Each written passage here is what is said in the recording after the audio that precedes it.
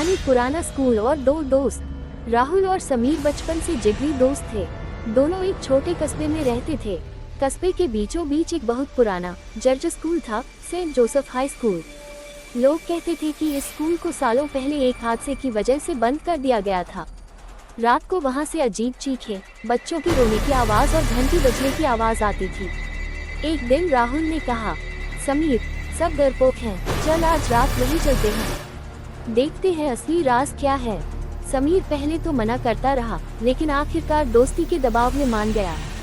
योजक चिन्ह, योजक चिन्ह, योजक चिन्ह। रात का समय, दोनों टॉर्च लेकर स्कूल पहुंचे। दरवाजा जंग लगा हुआ था, लेकिन धक्का देते ही चर्रुक की आवाज के साथ खुल गया।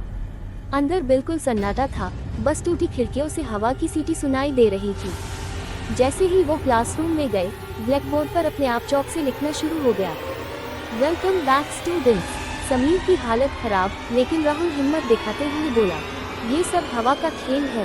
योजक चिन्ह, योजक चिन्ह, योजक चिन्ह। लाइब्रेरी का कमरा। दोनों आगे बढ़े और लाइब्रेरी का दरवाजा खोला।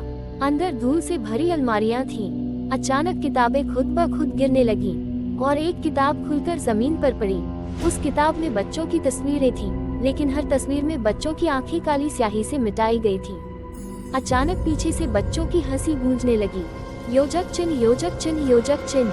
प्रिंसिपल का ऑफिस। डरते डरते दोनों प्रिंसिपल के ऑफिस में पहुंचे। मेज पर एक पुराना रजिस्टर पड़ा था। जब राहुल ने उसे खोला तो उसमें लिखा था, आज पूरी क्लास जहरीली गैस से मर गई, और नीचे लिखा था, उनकी आत्माएं अब हमेशा यहाँ रहेंगी। तभी कमरे का दरवाजा अपने आप बंद हो गया। खिड़की के शीशे पर धुंधली आकृतियां दिखाई देने लगी, जैसे बहुत सारे बच्चे बाहर खड़े हों। योजक चिन्ह, योजक चिन्ह, योजक चिन्ह। अंत। अचानक घंटी जोर से बजी और सारी लाइट्स बंद हो गईं। अंधेरे में समीर चीखा, राहुल, कोई मेरे पीछे है। राहुल ने टॉर्च जलाई। समीर वहीं था, लेकिन उसकी आंखें पूरी तरह काली हो चुकी थीं।